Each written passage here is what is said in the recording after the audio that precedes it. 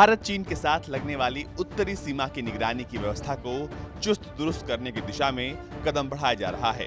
अब ड्रोनों, सेंसरों, टोही विमानों और इलेक्ट्रॉनिक युद्ध के औजारों के जरिए चीन की पीपल्स लिबरेशन आर्मी की हरकतों पर 24 घंटे नजर रखी जाएगी। निगरानी की क्षमता को इतना बूस्ट देने के पीछे का मकसद है घुसपैठ की हर कोशिश पर हर पल गहरी नजर रखना।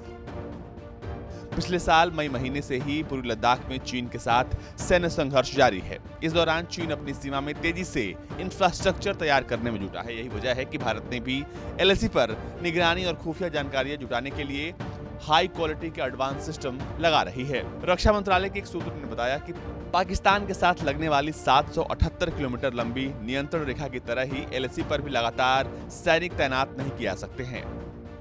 इस कारण मौजूदा निगरानी क्षमता को इतना अपग्रेड करने की जरूरत है कि वहां पल पल की गतिविधियों की खबर मिलती रहे। सूत्रों ने बताया कि ऊंचाई वाले इलाकों पर नजर बनाए रखने के लिए छोटे छोटे ड्रोनों से लेकर काफी दूर तक निगरानी में सक्षम कैमरों और अनमैन्ड एयरक्राफ्ट सिस्टम से निगरानी क्षमता को बढ़ाने की योजना है। साथ ही इजराइल से 3 से 4 हेरॉन यूएवी को लीज पर लेने की बात चल रही है। इसके अलावा वायुसेना के लिए हेरॉप कैमिकेज अटैक ड्रोन भी खरीदे जाने हैं। इधर डीआरडीओ ने border organisation and surveillance system को करीब विकसित कर लिया है। इसमें कई सेंसर सिस्टम लगे हैं। वहीं आर्मी ने पिछले महीने एक भारतीय कंपनी के साथ 140 करोड़ रुपए की डील पर दस्तखत किया है।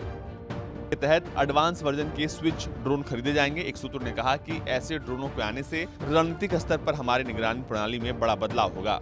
एलएसी पर बटालियन कमांडरों और सैन्य टुकड़ियों को पल पल की स्पष्ट तस्वीरें इससे आसानी से मिल पाएंगी। अधिकारियों का कहना है कि चीन ने जिस तरह पूरे मिलिट्री इंफ्रास्ट्रक्चर को तैयार किया है और पूर्वी लद्दाख से लेकर अरुणाचल प्रदेश तक उसने जिस तरह अपनी सेना को तैनात कर रखा है, उससे इस बार गर्मियों में तनाव और बढ़ने की आशंका है।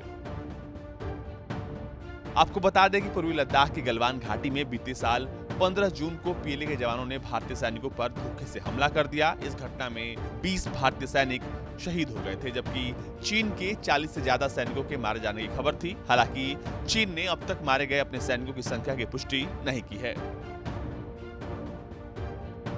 इस हिंसक झड़प के बाद भारत ने एलएसी पर चीन के प्रति अपने रवैये में बड़ा बदलाव करते हुए कई रणनीतिक चोटियों पर कब्जा कर लिया था।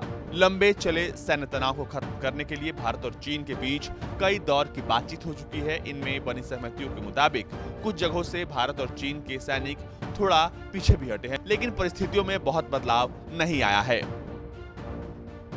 रिपोर्ट भारत तक।